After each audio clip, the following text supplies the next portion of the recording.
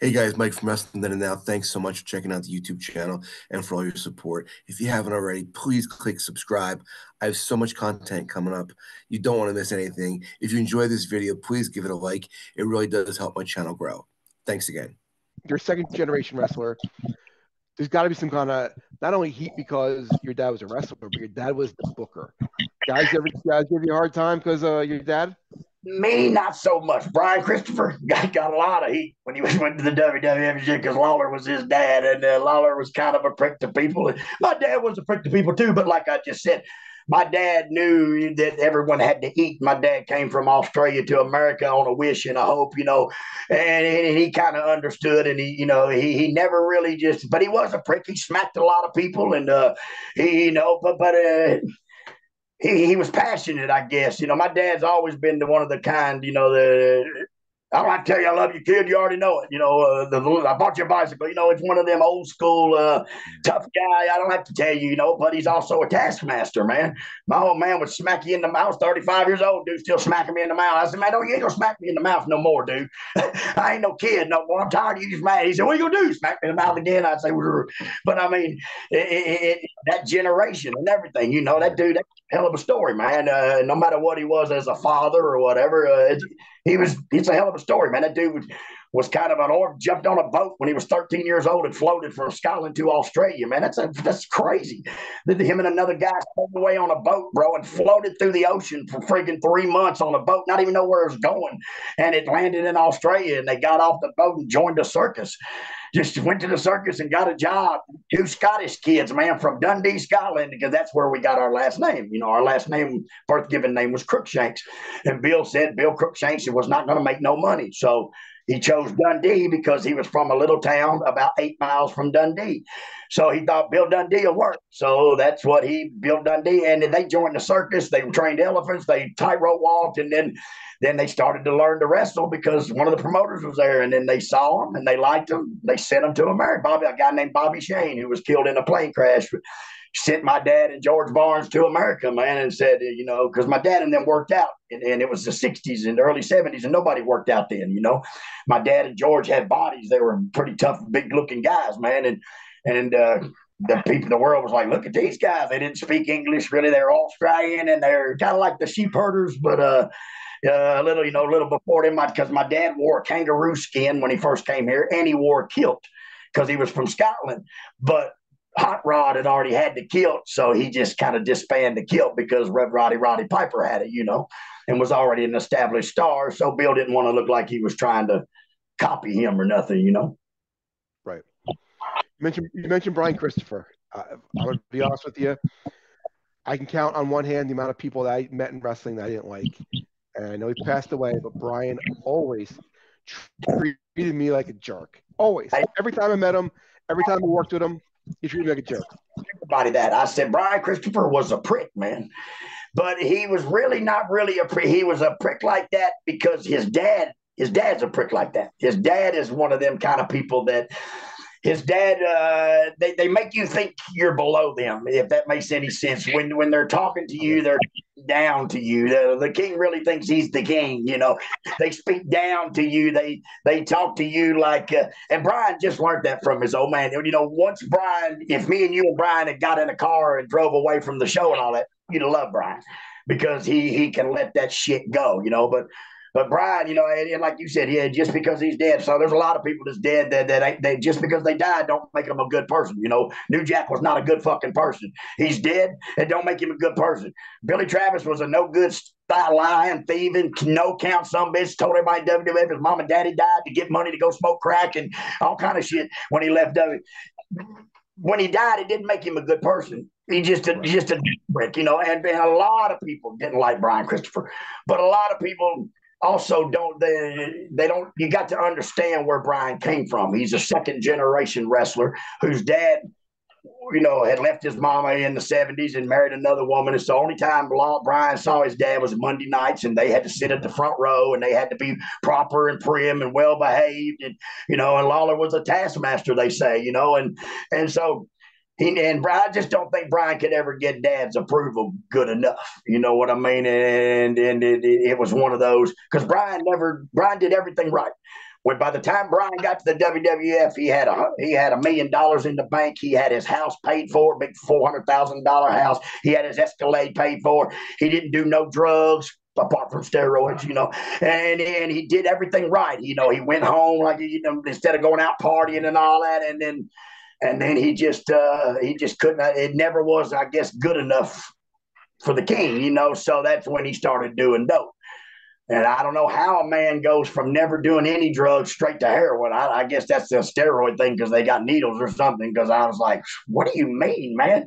And it was just balls to the wall after that. It was just, I don't know. And for him what a such a tragedy, man, for the way the guy died, And I'm sure haunts Lawler because Lawler could have bailed him out of jail. Lawler had the money to bond him out. Lawler called Doug Gilbert and said, don't y'all bond him out, man. I'm telling you, he's got to learn.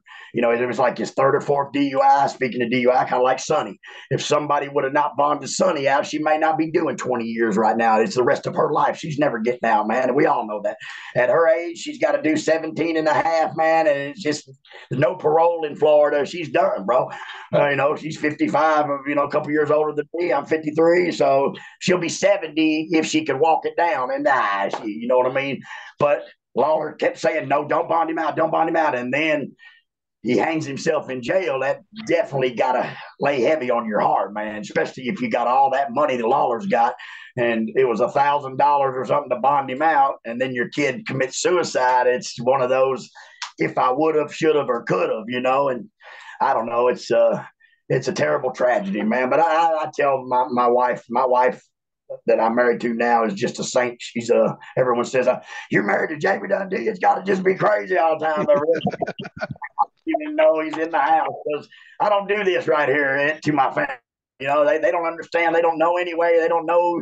It's, somebody tells you a story about somebody. If you don't know that person, you really don't care. You're like, I don't even know what that means. And so when you get on these, I get into the wrestling mode. My voice turns like this. I can't help it. But, my family, they don't understand nothing about the celebrity lifestyle or none of all that crazy stuff. Now they can watch it on YouTube. Now that's a fact. My daughter will type my name in. She come in. My 13-year-old came in today. She said, "Daddy, you're on mugshots.com, celebrity mugshots." I said, "I am." She goes, "Yeah, you're a celebrity on celebritymugshots.com." She said, 15 times. And I go, "Well, that makes me 15 times bigger celebrity than the other guys." But I don't know what to say.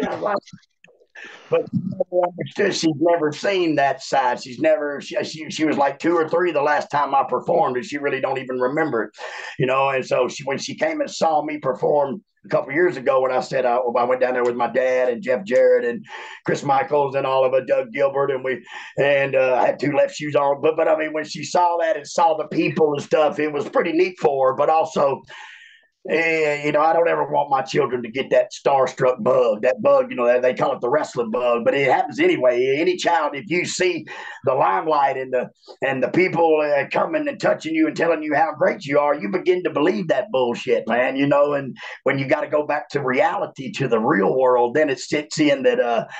Yeah, I ain't that, Sonny's doing 17 years. Nobody cares she was Sonny, bro. She killed some poor guy drunk driving on her 5th DUI of the year. So, I mean, she should be in prison for many, many years. And nobody cares. You're out of sight, out of mind, bro. When you're out of sight, out of mind, police used to pull me over and say, "Oh, Bill Dundee's boy." Now they say, "Give me your ID. Here's a ticket." And I take my ticket and go on.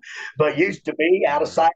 And, if you're not that celebrity starstruck thing, then it is what it is, But I'm much happier. I really am. I loved my wrestling life. I loved it during the time. I loved all the fun places I got to go and somebody paid me to do it. I loved the people. But I love this too. I love just sitting in my house in my little home, and I got 4 acres here, and I just walk around my yard with my dog and ride my 4-wheeler, and just I don't really do much. It's paid for, so I ain't got to do much, and it's just like I don't know, man. I'm lost. I don't know what we're supposed to do after a 30-year, for me, a 50-year run, because I was 4 years old. We came to America. I started performing. I started kissing fat chicks for $1 at 4 years old. I tell my daddy, them women stink. And he said, well, punch them. And so I'd say, all right. They'd say, little Dundee, can I get a hug? I'd say, ma'am, hugs are $1 and kisses are $2. And they would say, well, here's $5. Give me 2 of each. I'd go, okay. But I could do this stuff for my life, man. I could do this. But now I'm humbled, and I just do what I think is the right thing for my children and my wife. Now they just boss me around, and that's just what I do. That's his back tattoo. His name is Easy Jesus Allen Coe. He is David Allen Coe's nephew. Right, here's my boy Easy. This is his album called Scars and Bars. That's really his tattoo on his back right there. I believe that took about 2 years and something. That's a lot of work right there, son. But my boy Easy, me and him is fixing to start a podcast. It's going to be called Life and Times with Ice and Easy, baby. Because, life is good when you're with Ice and Easy. And we're going to start us a podcast up. He's been asking me for like 2.5 years. And for 2.5 years, I've been saying, I guess I'll do it. Come on. And we just can't get it together, but we finally getting it together, and we're going to start us a podcast up. So I want to give old Easy a plug on this show here. Tell everybody, listen, if you like redneck rap, then this is all for you, man. This is good stuff. This is one of my homies, man. I love him to death. And matter of fact, Wolfie's a little jealous of him, I think, because I tried to get Wolfie to let me and him come on the show, and he wouldn't let us come on the show together because he's a little jealous, because this is my new right-hand man right here. He's my Ed McMahon to me being Johnny Carson, baby. But I want to give you – we're going to start our podcast real soon, Easy. I promise we are. Easy got a website or a social media page?